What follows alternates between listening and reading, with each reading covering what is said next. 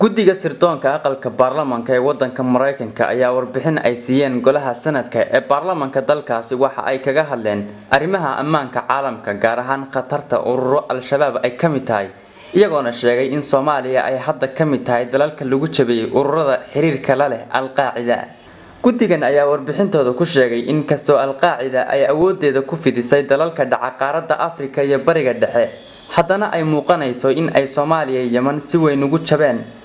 xarakada al-shabaab oo ku xiran ururweynaha al-Qaacida ayaa lagu jabiyay magaalooyin ka tirsan Soomaaliya kuwaas oo laga qabsaday waana guulaha waaweyn ee laga gaaray dagaalada lagula jiro al-Qaacida ayay guddigu ku sheegeen warbixintooda. agaasimaha hay'adda ammaanka qaranka Mareykanka James Clapper ayaa u sheegay golaha sanadka in Mareykanku uu dhaliilay dawladda Soomaaliya ee uu hogaamiyo Xasan Sheekh Maxamuud waxa uu ka digay weeraro cusub oo ay al-shabaab qorsheynayso in ay ka fuliso gudaha dalkaasi Kenya.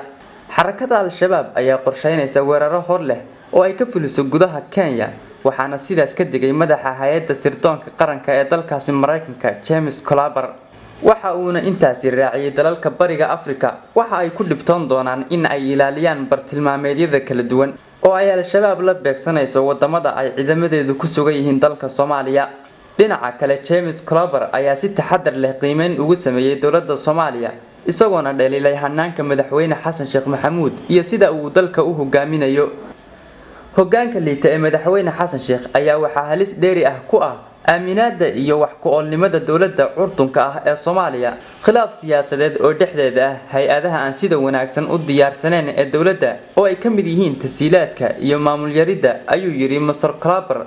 hadalkani agaasimaha hay'adda ammaanka qaranka ee dalka Mareykanka James Clapper iyo qiimeyntiisa ku aadan dawladda Soomaaliya ee uu hogaamiyo madaxweyne Xasan Sheekh Maxamuud ayaa saameyn weyn ku leh dawladdiisa waxaana ay noqon kartaa astaanta muujinaysa fikirka reer galbeedka ay ka haystaan dawladda federaalka ee Soomaaliya. Maxamed Bilegeele, Somsat, magaalada Muqdisho.